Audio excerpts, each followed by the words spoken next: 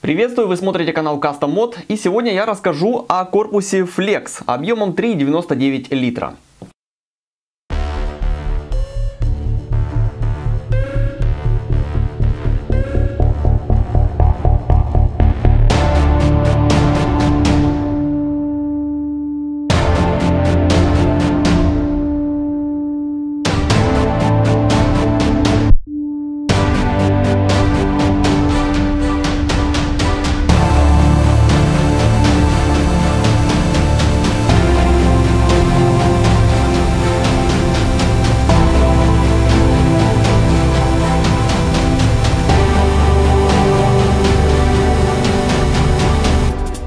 Когда мы сделали корпус мини объемом 3,24 литра, то многим не понравилась идея того, что вместе с корпусом, или точнее вместе с компьютером уже в этом корпусе, нужно таскать с собой огромный такой блок питания, вот такой кирпич прям таскать. Это неудобно. Поэтому многие захотели, чтобы блок питания был внутри, и мы спроектировали эту модель. Эта модель называется Flex не просто так, а потому что здесь устанавливаются блоки питания формата Flex ITX. Итак, теперь немного о самом корпусе. Корпус сделан из алюминия толщиной 1,5 мм, вырезано лазером, погнуто и покрашено порошковой краской. Это, собственно, все, что нужно знать о корпусе. Сам по себе корпус легкий, весит где-то 650-700 грамм, но с комплектующими его вес увеличится где-то в 2 раза. То есть он будет весить где-то 1,5-2 килограмма. У основания корпуса есть 4 резиновые ножки, которые позволяют ему прочно стоять на столе. Спереди у корпуса есть логотип с подсветкой синего цвета, хотя цвет может быть выбран по вашему усмотрению, красный, зеленый, какой вы захотите. Также этот логотип можно здесь и не делать, а сделать, скажем, USB 3.0 порт, либо же поставить сюда кнопку включения. Помимо алюминиевых крышек, которые идут вместе с этим корпусом, вы также можете заказать крышки из акрила. Толщиной он будет 2 мм, и крепиться такие крышки будут на магнитах. Причем рисунок может быть разный. Конечно, следует учитывать тот факт, что с акриловыми крышками переносить корпус не получится, скажем, в рюкзаке, поскольку вы просто можете их поломать. Поэтому, если у вас корпус будет стоять просто на столе, то вы можете заказать себе акриловые крышки, а также можете заказать еще и подсветку внутри корпуса.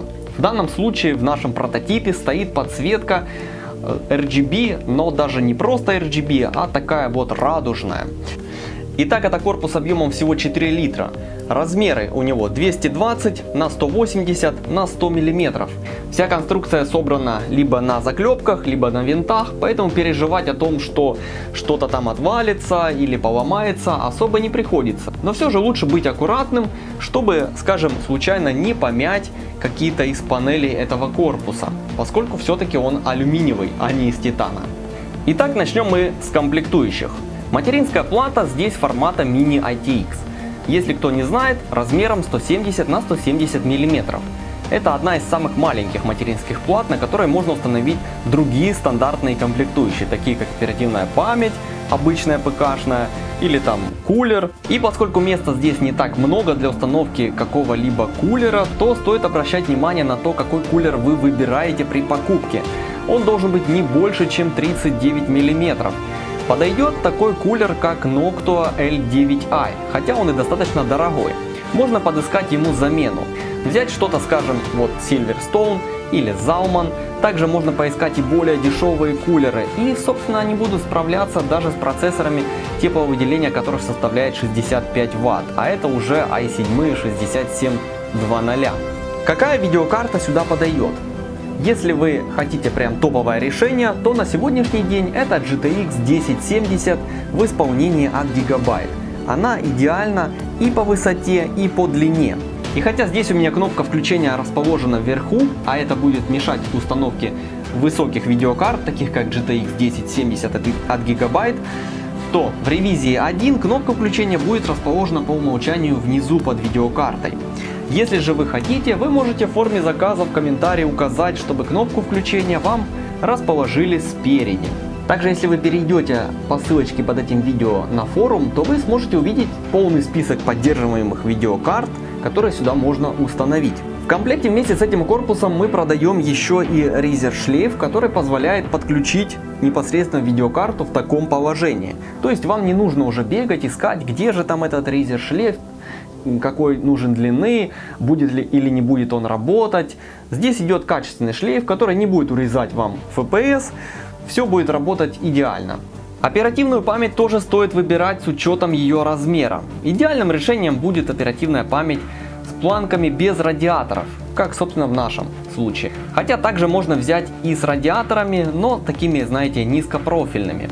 Для питания нашего компьютера нужен блок питания формата Flex ITX. Такие блоки питания есть от 250 Вт и аж до 400, и даже есть прототип на 500 Вт. Хотя, в принципе, для вашей системы, скажем, у вас здесь будет стоять 6700 и GTX 1070 потреблением 150 Вт, вам будет достаточно блока питания даже на 250 Вт. Также новая модель от Seasonic, кстати говоря, она является модульной, поэтому к ней можно сделать кастомные провода. Поскольку если использовать родные, то у вас будет проблема с тем, где их здесь все разместить, распихать. Конечно, если у вас закрытые крышки, наподобие таких, то все равно, как вы там их разложите, эти кабели, их все равно видно не будет. Но если вы думаете использовать акриловые крышки, подсветку, то, конечно, вам не обойтись без кастомных проводов. И, собственно, блок питания от Seasonic это идеальное решение, поскольку там можно сделать такие кастомные провода и будет все очень красиво. У меня старая модель, и я просто сделал ей кастомные провода, хотя он не модульный. Итак, а теперь накопители. Конечно, на материнские платы современные можно установить один или даже несколько модулей M2 SSD накопителей. Но в данном корпусе также можно установить один накопитель формата 2,5 дюйма. Это может быть даже жесткий диск толщиной 9 мм. Куда его здесь установить? В ревизии 1 будет специальное крепление, которое позволит установить вам в таком вот положении один жесткий диск. То есть на дне будут два отверстия, и с помощью винтиков вы сможете привинтить ваш жесткий диск к корпусу. Однако стоит учитывать, что если это будет жесткий диск, то возможно он будет создавать какую-то вибрацию.